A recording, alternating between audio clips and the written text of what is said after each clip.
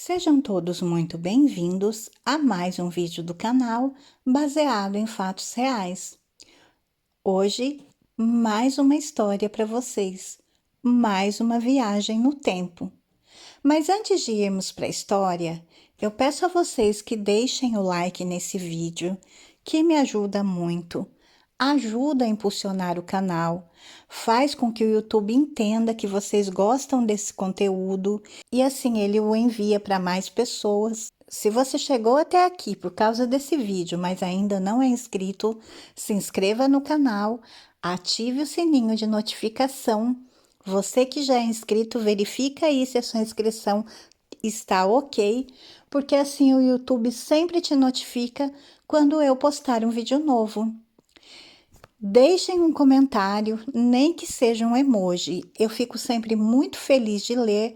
Deixem suas sugestões de histórias, de vídeos, que eu atenderei com prazer na medida do possível.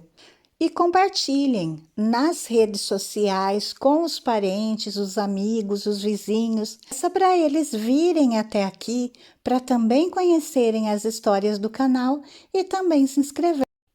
Então o jornalista diz: Sabrina Minardi, ex-amante do chefe da banda Maliana, confessou que manteve Emanuela refém num apartamento no centro de Roma. Então a Sabrina, ela vai aí começar a falar que ela ficou com a Emanuela numa casa realmente por 10 dias. Ela estava presa, ela chorava, ela era assim uma refém. E a Sabrina ouvia ela chorar, ela gemer de dor. Sabrina sabia que ela estava sofrendo.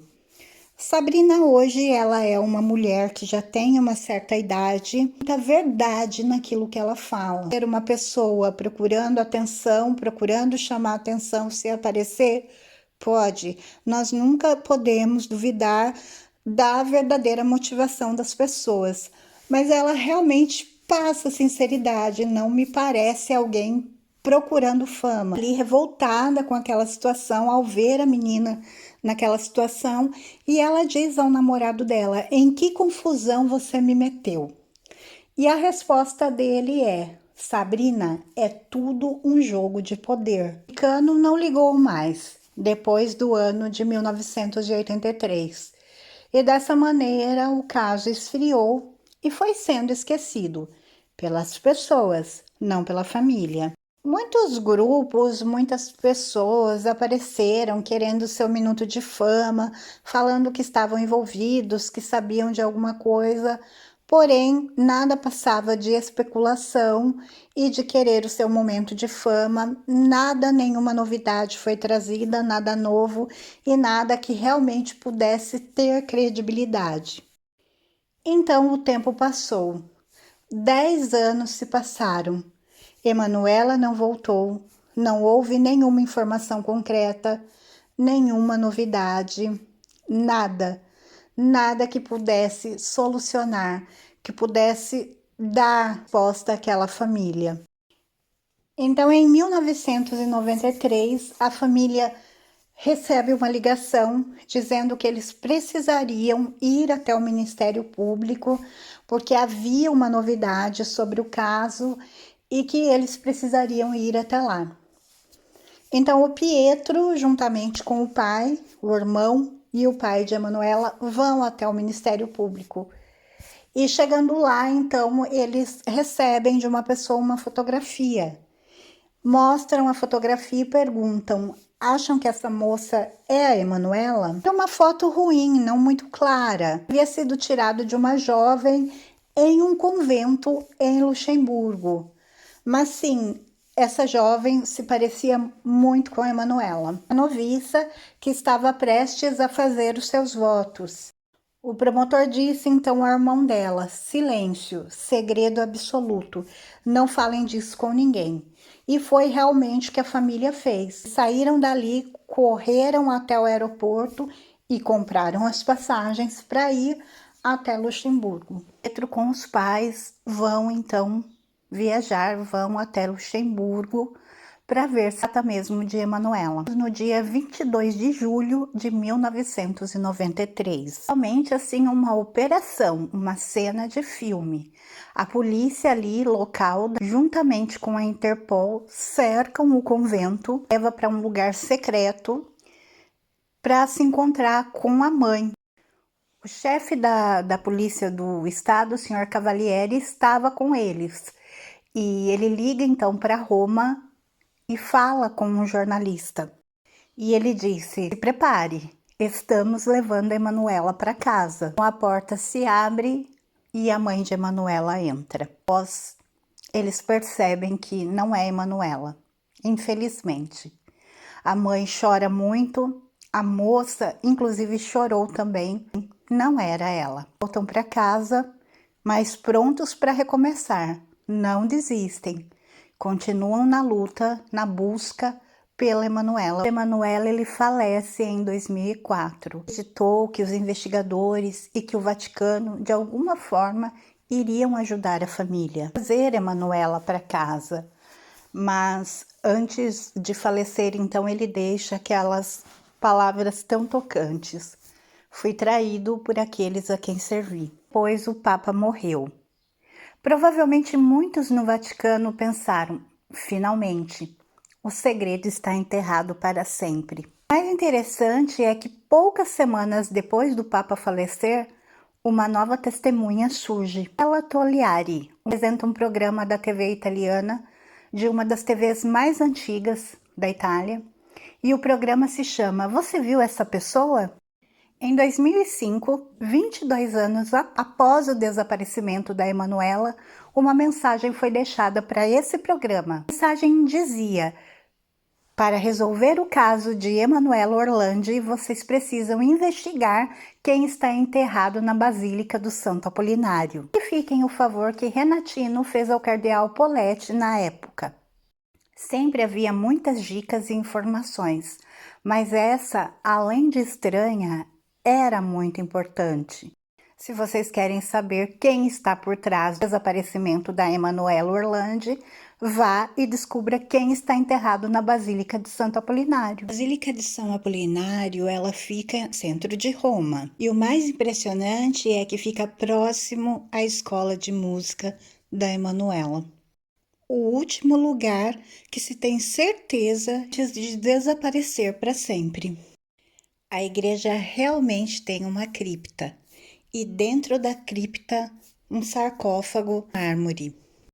Na frente do sarcófago estava escrito um nome, Enrico de Pédiz. Todo mundo em Roma sabe quem foi Enrico Renatino de Pédiz. O rei de Roma, rei do submundo de Roma. A Basílica de São Apolinário é uma propriedade do Vaticano e ninguém pode ser enterrado nela. Só alguém com uma permissão especial. Um grande favor ao Vaticano. Que favor era esse? Agora precisamos fazer uma conexão entre o Vaticano, a banda della Maliana e Emanuela. Em 1984, Renatino foi preso porque ele estava seguindo a amante dele. E quem era essa amante?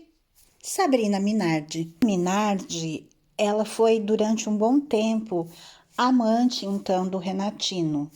E Renatino, ele era o chefe da banda della Maliana. Sabrina o descreve como um homem exuberante, bonito, culto, que não usava drogas. Então começa um relacionamento ali com ele, saber direito quem ele é, quem é aquele homem, pelo menos é o que ela assegura. Fica mais ou menos um mês sem o ver, sem se encontrar com ele, e uma manhã ela abre um jornal e o rosto dele está estampando a capa.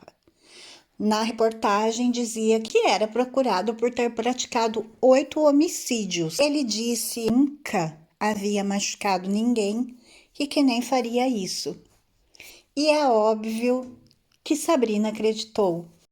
E o que faz uma jovem de apenas 22 anos, apaixonada, completamente encantada e fascinada por aquele homem? Ela acreditou.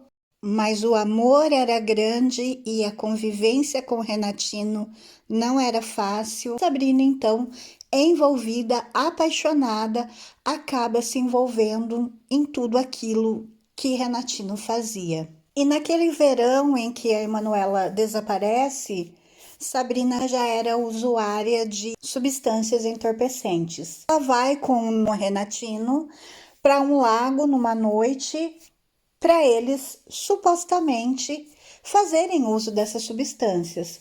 Porém, um carro verde se aproxima com um homem e uma garota dentro. E essa garota é Emanuela.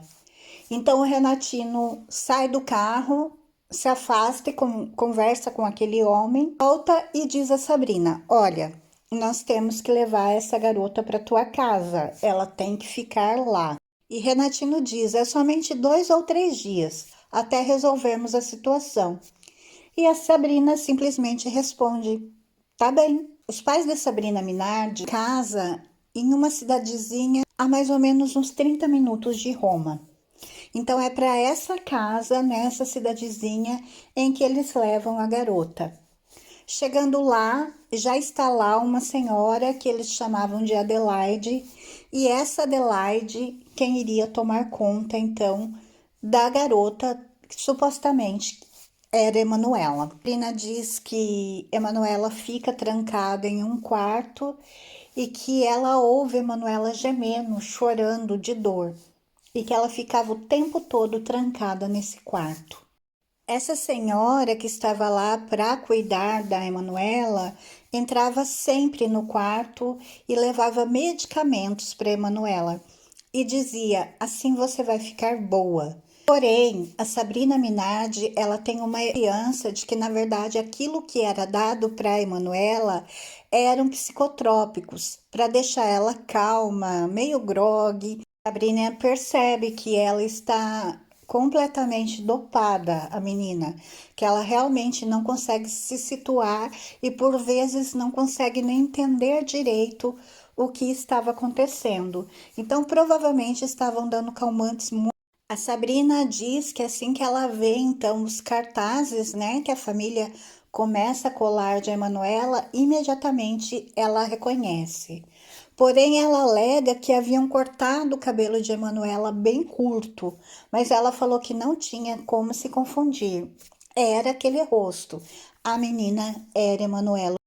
Quem cuidava da Emanuela Hyde, ela dava os medicamentos, fazia a comida, dava comida, se a menina precisasse tomar banho, era a Hyde quem levava.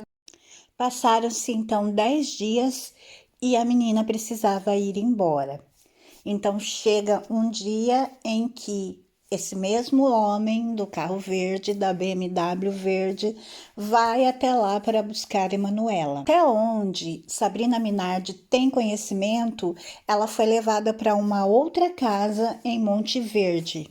O nome da rua era na Rua Pinhatelli. Era uma casa com um grande porão. Algum tempo depois, Sabrina recebe então um recado do Renatino que deveria se encontrar com ele em um bar. Ela vai até esse bar e de repente uma mulher num carro cinza chega e tinha uma garota dentro. E a garota era Emanuela. Tinha uma BMW e o Renatino diz a Sabrina Minardi: pega a chave da garota e leva para um posto no Vaticano. Vocês ouviram isso? Para o Vaticano? Sim, a menina seria levada para o Vaticano? Para casa? Não, infelizmente não era para casa, embora ela tenha chegado muito perto. Sabrina Minardi foi instruída que assim que ela chegasse lá, teria um homem com um carro esperando por Emanuela, e ela deveria entregar Emanuela a esse homem. Era um percurso muito rápido, mais ou menos 5 a 7 minutos, chamado de Estrada de Mil Curvas, porque tem muitas curvas. Ana diz que ela até pensou em deixar Emanuela fugir. Porém, ela diz que Emanuela estava grogue demais, dopada demais para isso e que ela não conseguiria. Sabrina, inclusive, pergunta o nome dela, tenta estabelecer um diálogo, conversar com ela, mas Emanuela não conseguia nem responder. Então, Sabrina vai até o posto combinado e chegando lá, realmente a pessoa está lá. Era uma Mercedes preta com placas do Vaticano. Um padre sai do carro com roupa de padre, com a túnica e com um chapéu redondo. Então, o padre, juntamente com a ajuda da Sabrina, pegam Emanuela e colocam dentro do carro dele e vão embora. Sabrina não sabe para onde e nunca mais a vê. Então ela volta para o bar onde o Renatino estava e diz a ele: que bagunça é essa que você me meteu? Diz a ele: primeiro você faz eu levar a garota para casa dos meus pais. Agora você faz eu entregar para esse padre. A menina é Manuela Orlandi. Eu vi os posters. Eu sei, a família está desesperada atrás dela. E é isso, que bagunça é essa que você me meteu? E ele responde, muito calmamente: Sabrina, é tudo jogo de poder. Você entendeu? E é óbvio que ela tinha entendido e ficou calada, porque afinal de contas ela conhecia o homem que era o amante dela. Ela não iria abrir a boca. Sabrina também sabia que Renatino tinha contato com o Vaticano, com a igreja e com pessoas muito influentes. De repente, outro furacão na vida da família da Emanuela, porque por anos eles acreditaram nas palavras do Papa João Paulo, de que aquilo tinha a ver com o terror internacional. E de repente tudo muda. De repente, uma bomba, Emanuela, na verdade, estava na mão do crime organizado italiano. Então, após as revelações de Sabrina, não tinha outra opção a não ser reabrir o inquérito. Era o ano de 2006 e a polícia tinha uma chefe. E essa senhora, então, ela começa a rastrear e estar sempre em cima de tudo que Sabrina Minardi diz e faz.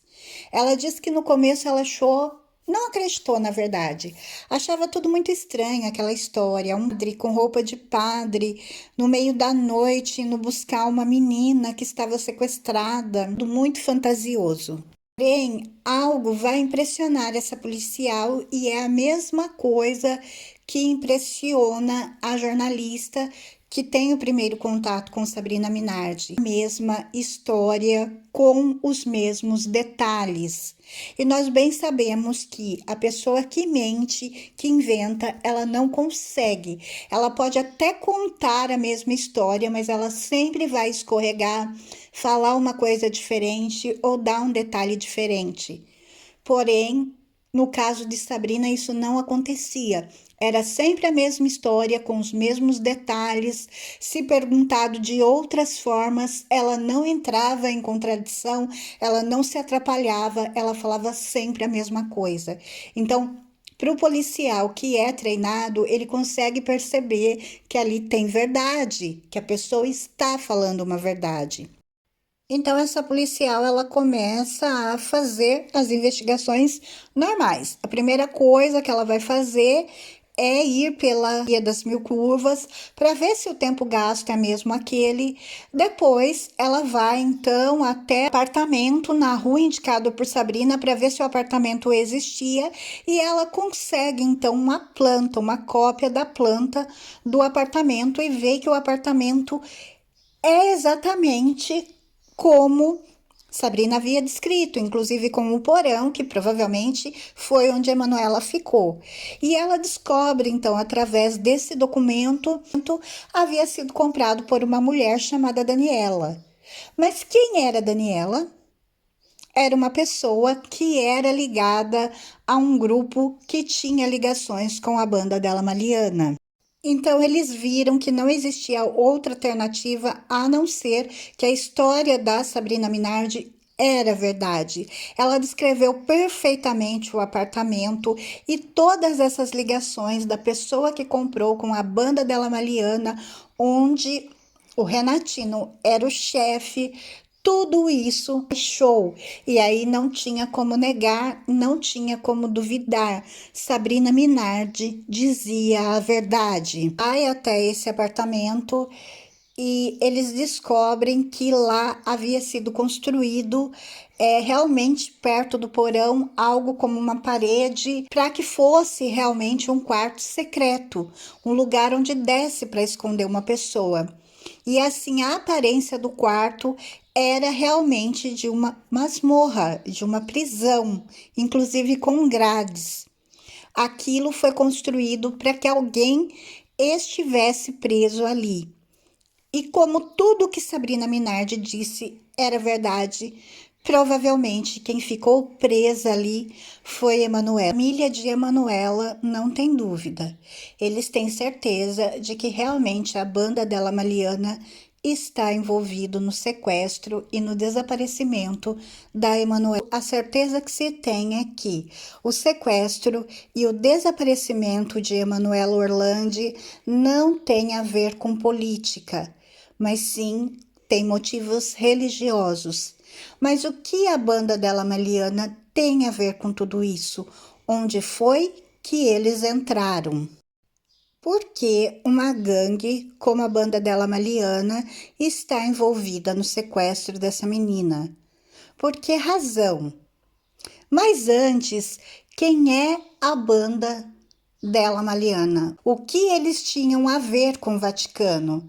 E mais precisamente, o que eles queriam em troca do Vaticano? Em 1983, quando a Emanuela desapareceu, a banda se dividiu em duas. Os Testatini, de Testátio, no centro de Roma, e os Malianesi, de Maliana, outra área de Roma.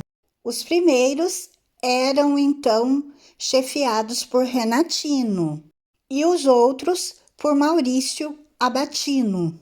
Isso até o ano de 1992, quando Abatino foi preso e então ele vira informante. Abatino ele resolve então falar com uma jornalista e ele diz que ele não teve envolvimento no caso Emanuela, mas ele ficou sabendo quando ele estava preso através de um outro membro da banda que também estava preso, que o que aconteceu com Emanuela foi realmente tudo por dinheiro. Parece que o dinheiro era do Renatino e de alguma maneira foi parar nos bancos do Vaticano. O Renatino, ele tinha muitos bons contatos, inclusive com poderosos ali do Vaticano e com a máfia. E ele tinha muito dinheiro. E de alguma maneira, esse dinheiro do Renatino foi parar, não se sabe como, nos bancos do Vaticano. Esse dinheiro não foi devolvido, então aí tem alguma coisa que precisa ser descoberta, porque vai ser a ponte que vai fazer a ligação entre esses casos. Então, ao que tudo indica, o verdadeiro motivo de tudo isso teria sido dinheiro. Mas por que Emanuela? E o que realmente aconteceu com ela? Em 1983, quando você pensa em escândalos financeiros, máfia, corrupção e Banco do Vaticano, um nome vem à tona: Roberto Calvi. Roberto Calvi, ele era diretor do Banco Ambrosiano, um dos maiores bancos privados da Itália, e considerado pelos italianos como um banco católico. Por esse motivo, ele até era conhecido como Banco de Deus e era associado com o Banco do Vaticano. O Banco do Vaticano, ele era dirigido pelo americano Paul Marcinkus. Tanto o Papa como o arcebispo eram anticomunistas. Na época, o sistema soviético ele promovia o ateísmo e era anti-religião. Segundo, ele era polonês. Então, o Papa cresceu em um país dominado pelo ateísmo soviético. Nessa época, em plena Guerra Fria, tanto o Papa como o presidente americano tinham um objetivo em comum: o colapso da União Soviética e do Partido Comunista. O interesse do Reagan, que era o presidente na época, era político. O do Papa, religioso. Dia do atentado ao Papa, 13 de maio. E a hora, 17h17. Correspondem exatamente a uma profecia católica que ocorreu em 13 de maio de 1917. A profecia se chama Segredo de Fátima. Crianças, os primos, um menino e duas meninas, alegam que conheceram a Virgem Maria. A Virgem Maria diz às três crianças que o Papa será morto, a menos que o Império Russo seja trazido de volta à fé católica. Da cama do hospital, o Papa diz: como ignorar que o ocorrido na Praça São Pedro, no dia de Fátima? As palavras são claras. Ele se reconhece como Papa da profecia. E agora ele tem que cumprir com o dever dele. Com investigações, o Banco Ambrosiano usava o Banco do Vaticano para lavagem de dinheiro proveniente da máfia. Afinal, o Banco do Vaticano era um banco livre de investigação. Então, esse dinheiro da máfia era sempre levado para o arcebispo americano. E quem levava o dinheiro até o escritório dele? Sabrina Minardi. Do Banco do Vaticano, o dinheiro então era encaminhado para empresas de fachada para ser lavado. O bispo americano, juntamente com Roberto Calvi, chegaram a fundar uma empresa na Bahamas, investindo 500 milhões de dólares. Era muito dinheiro. Ainda é. Imagine alguns anos atrás. O dinheiro estava limpo, ele voltava para o Banco do Vaticano. E do Banco do Vaticano ia até as empresas e finalmente voltava para a máfia. Funcionou por um tempo, mas depois de um tempo levanta investigações e começa a ser examinado. Roberto Calvi desaparece. Até que em 18 de junho de 82, um homem é encontrado enforcado embaixo de uma ponte em Londres. Era Roberto Calvi que havia tirado a própria vida. Mas a família do Roberto Calvi não concorda com essa hipótese. Diziam que ele era muito católico e que jamais tomaria uma atitude como essa. E pediam, então, que fosse investigado mais a fundo. Após uma criteriosa investigação, se chegou então à conclusão de que Roberto Calvi não havia tirado a própria vida. A maneira em que ele foi encontrado, com pedras no bolso, dinheiro no bolso, muito teatral, tudo era muito arquitetado cuidadosamente, como se eles estivessem mandando um recado para alguém. Tipo, se você não pagar, é isso que vai te acontecer. Tem a ponte em específico encontrado, ela levava o nome de um priorado. Eles usavam roupas pretas e eram religiosos, padres. Aí dá para se fazer uma relação entre a morte de Roberto Calvi e o desaparecimento de Emanuela. E qual é a ligação? Parece que ambos os crimes foram cometidos pelo mesmo grupo, contra o mesmo alvo, o Vaticano, e com a mesma mensagem: me pague o que me deve. Ela não era qualquer criança, ela era do Vaticano. E o dia do sequestro era muito simbólico, 22 de junho de 1983. No mesmo dia em que ela desaparecia, o Papa estava na Polônia, aclamado por milhões de pessoas que o tratavam como um herói nacional. Nesse mesmo dia, Emanuela foi sequestrada. Não era uma coincidência, era uma mensagem direto para o Papa.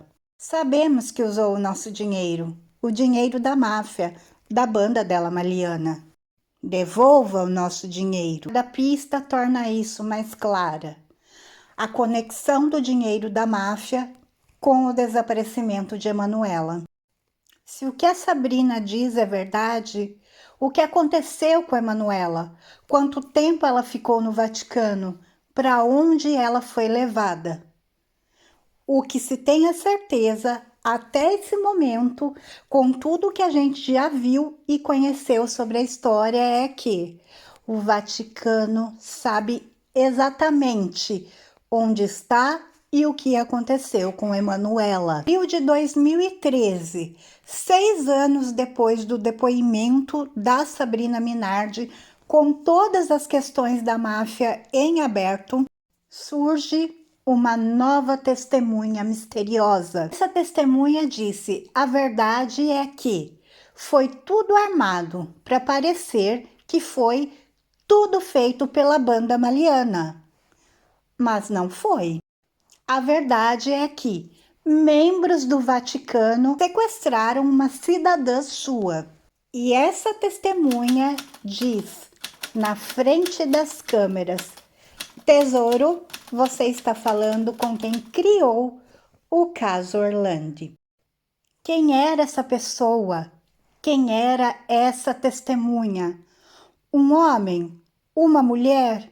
O que essa pessoa sabia?